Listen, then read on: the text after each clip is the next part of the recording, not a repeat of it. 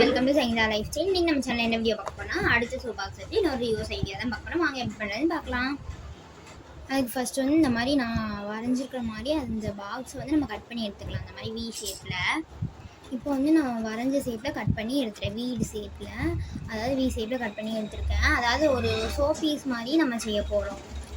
டேபிளில் இந்த மாதிரி வச்சுக்கிறதுக்கு ஒரு வீடு மாதிரி நம்ம செய்ய போகிறோம். வாங்க அப்படி செய்யணும்னு பார்க்கலாம். ஒரு ஐஸ்கிரீம் ஸ்டிக்கில் வந்து கொஞ்சமாக இந்த முனையில் மட்டும் வெட்டி அதை நம்ம வந்து இதுக்கு வந்து ஒரு வாசல் மாதிரி செட் பண்ண போகிறோம்.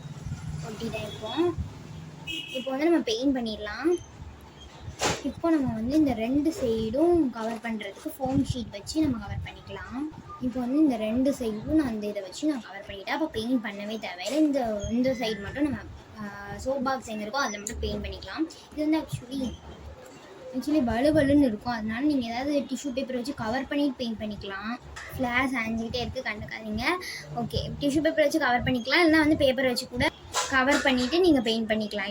இல்லைன்னா நீங்கள் வந்து ஒரு ஃபெவிகால் வச்சு மேலே ஒரு கோட்டிங் கொடுத்துட்டு காய வச்சுட்டு கலர் பண்ணிங்கன்னா திக்காக இருக்கும். நான் 2 கோட்டிங் கொடுத்துக்கோங்க.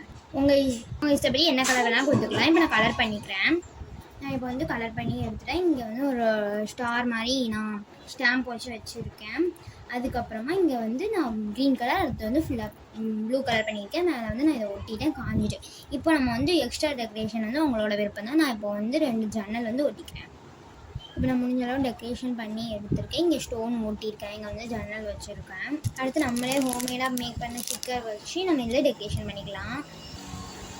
இதோட ஃபுல் வீடியோ வந்து நம்ம சேனலில் இருக்க செக் பண்ணி பார்த்துக்கோங்க. இதுலேருந்து ஒரு ஐஸ்கிரீம் எடுத்து நான் இதில்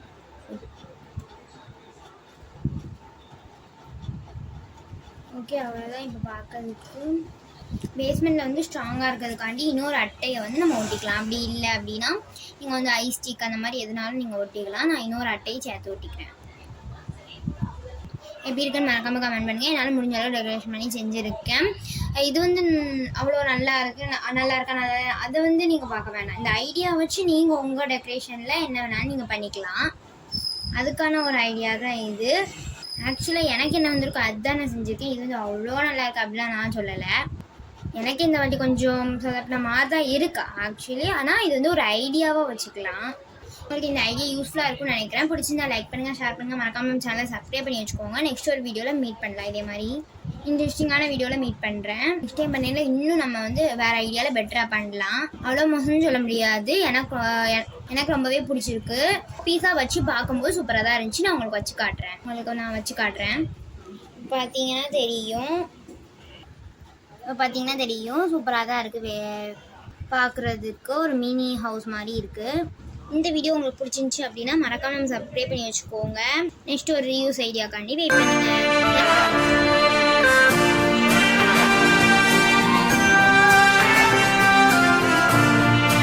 நெக்ஸ்ட் வீடியோவில் மீட் பண்ணலாம். பாய். பிடிச்சிருந்துச்சின்னா மறக்காம ட்ரை பண்ணி பாருங்கள்.